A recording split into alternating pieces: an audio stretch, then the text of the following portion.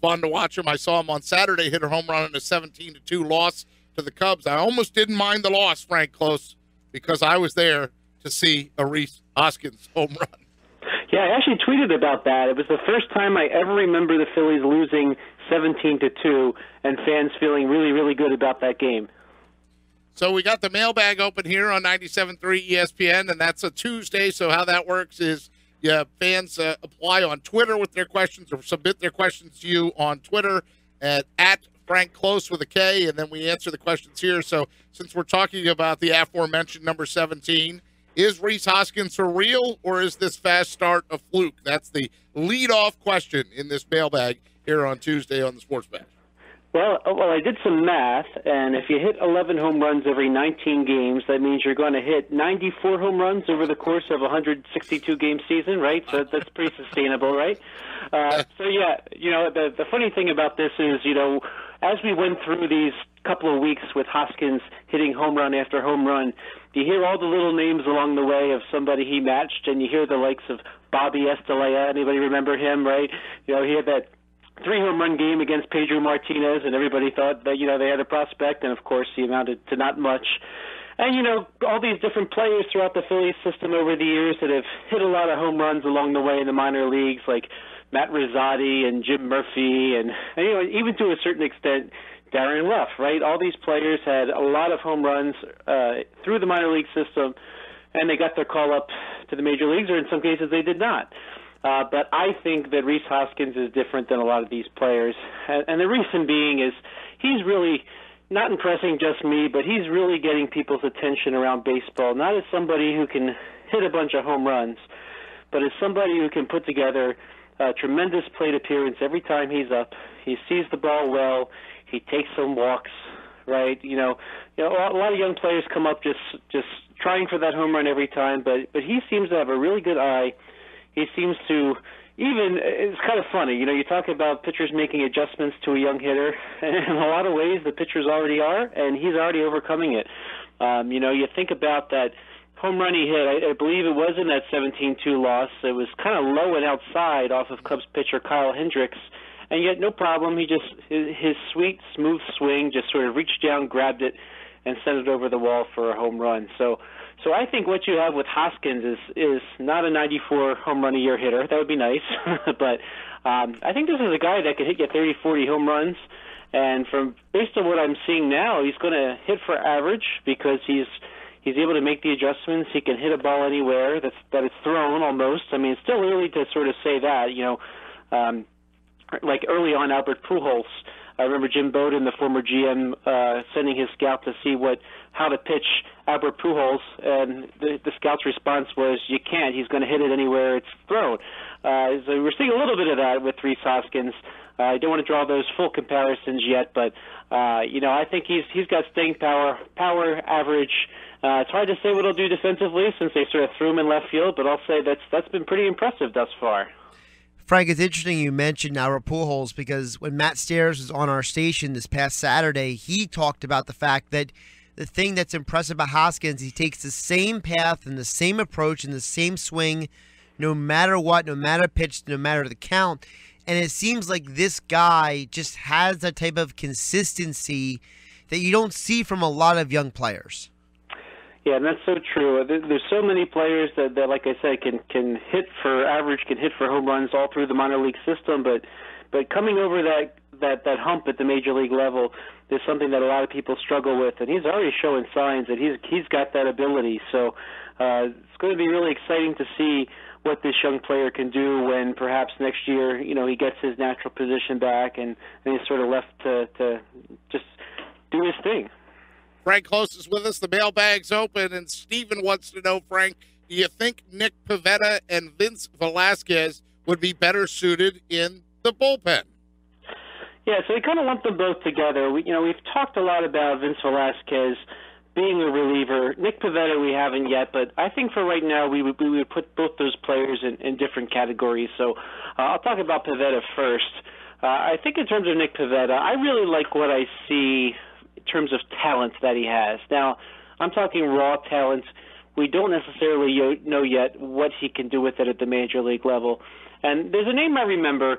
Back in 2006, the Phillies had a guy in their rotation named Ryan Madson.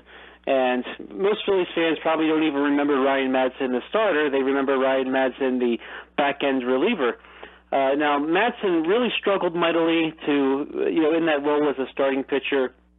He did a lot of what Pivetta did. He'd have an inning that kind of got away from him here and there, and never really got to let loose his raw talent. And I really remember when Madson started pitching out of the bullpen on a regular basis and started kind of coming into his own as a major league reliever, which he still is, by the way, having a nice season now with the Nationals.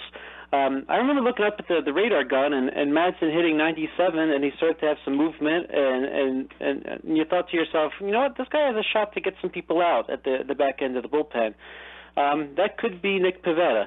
I think, though, the Phillies need to give Pivetta next year as well as a starter to see what happens. Now, I say that I would not put him into the Phillies opening day rotation per se in 2018. I would put him number 6 or 7 on the depth chart in terms of starters, and maybe he starts at AAA, works as a starter, and has a little bit more time to develop and see what he has. I think he could go either way. I think he is talented enough. He's got the velocity, although I do caution a lot more players are throwing high 90s these days. I mean, even Ricardo Pinto is throwing high 90s. It's just a matter of, are you going to figure that out in the major league? So Phillies have a lot of arms under that category, and I think that they need to figure that out first before they make any decisions. Now, in terms of Velasquez, this was supposed to be the year that kind of gave you the answers on where he's supposed to be, and unfortunately, thanks to those 3 disabled list stints, I don't think they really have an answer yet. I think he remains a very promising arm. I think that if the Phillies go to make a trade for somebody who is an upper-tier starter, I keep bringing up the names Chris Archer and Garrett Cole, of the Rays and the Pirates respectively. Teams like that will probably want to take a chance on Velasquez if they're making a deal with the Phillies. So I could see Velasquez sort of being that major league right now arm that one of those teams gets back in a trade, along with a promising starter like a Ranger Suarez perhaps, and maybe the Phillies throw in one of their minor league bats at the same time. So I think there's a chance that Velasquez could be moved because I don't think they have an answer for themselves. I think they want to move a little bit forward in terms of having an arm towards the top of the rotation, and if Velasquez can help land that piece, I would not be shocked at all if they move him. So the point might be moot. Frank Klose is with us, and I'll throw a little cherry on top of that Sunday of a question by saying that Brett Myers was a starter, then in the bullpen, then back as a starter again. So the last question in the mailbag is from Michael, and he wants to know, do you think Nick Williams is a part of the future? Because Michael questions if he has the true home run power that a corner outfielder needs. Well, I think the thing to remember, too, is think back to the 2008 Phillies, right? The third base position was one traditionally that had power. And who played third base but Pedro Feliz, right? Not a home run hitter. But the Phillies had some power at second base with Chase Utley. They had some power at shortstop with Jimmy Rollins. And they were able to overcome that just fine. Now, I think that a Phillies outfield of Aaron Altair, Nick Williams, and Odubel Herrera is a very, very solid major league outfield. Now, you wonder about some injury concerns with Altair, but I think in a lot of ways Nick Williams is sort of a left-handed version of Aaron Altair. I would give Altair the edge in terms of playing center field. I'd give Williams maybe a little bit edge even for hitting for power. Maybe a little bit. But if you consider the whole outfield together and the fact that Odubel Herrera is going to hit some home runs for you as well, I think they're okay in terms of power. And I think that if you went into 2018 with those 3 as your starting outfield, you'd get some tremendous defense, you'd get high average, high on base, and a good amount of power. Now, could they have more there? I think that's possible. So the only caveat I would say is, if you're the Phillies, I think you want to improve however you can, no matter how incrementally you can. So if there is a chance to improve upon Nick Williams, like the name we keep coming back to, Giancarlo Stanton, then you make a move like that. Now, the Phillies, according to a report from Bob Nightingale of USA Today, supposedly since he cleared waivers, which was just this month within the last couple weeks, the Phillies did make an inquiry on Giancarlo Stanton. Now they didn't claim him on waivers. I mean, if the Marlins had said, "Yeah, sure, take the contract," I don't know that the Marlins would have done that. And I think the Phillies kind of want extra value in return, as we've talked before when discussing the Christian Yelich type rumors. But to make a long story short, I think Williams is good. I think the outfield is pretty good, but you always try to get better if you have the opportunity. Frank, speaking of getting better, we've seen the Phillies, and you mentioned this on the website 97.3 ESPN.com about them playing J.P. Crawford at third. And one of the things that was brought up recently was about, well, Manny Machado made a similar move. He was a top prospect. He was picked third overall. He was a shortstop prospect, got moved to third. He's had a pretty good career. I also think back to Pat Burrell. He was originally a third baseman at the University of Miami. What did the Phillies do? They moved him to left field. He became a left fielder almost the rest of his career. Could moving Crawford to third base be the way to get him to the majors, especially considering that Freddie Galvis is arguably one of the best, if not the best, defensive shortstop in all of baseball? I think they're just looking to make themselves more options. It's kind of funny because, watch the one game at AAA, and you had J.P. Crawford at third, and you had Scott Kingery at shortstop. So that's one thing that people don't notice as much, that they're kind of throwing all their prospects around the diamond a little bit, probably because they don't necessarily know what's going to happen this offseason. Freddie Galvis is somebody who's going to be a free agent after next year. The Phillies maybe would listen to trade offers for Galvis this offseason.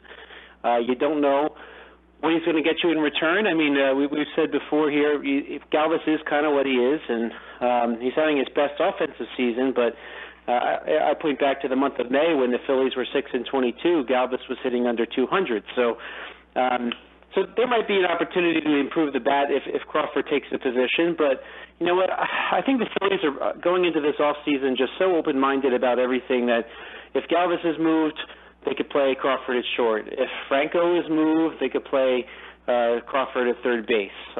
Maybe he's only there for a year, and then Freddie Galvis leaves as a free agent or at the trade deadline, and they come up with another alternative. So the Phillies are just trying to create as many options as possible, and it'd be interesting to see. The minor league season ends on Monday, and it'd be interesting to see if the Phillies make some roster room to bring Crawford up and get a little look right now. That could be what it's about, because Maikel Franco is struggling a little bit, and the Phillies might just say, all right, well, in 2017, we're going to give him a few starts at third base, maybe a couple at shortstop, just so that we can get a look at him. Now, they keep saying that Freddie Galvis wants to play all 162, but that doesn't mean he can't play the first 5 innings and go take a rest along the way, and Crawford gets some action there as well. So a lot of it is just kind of giving themselves options. Maybe it's a way to kind of throw them in the mix a little bit this year, but they've really made no decisions long-term in terms of what positions these young, talented players will play, other than let's see what they can do.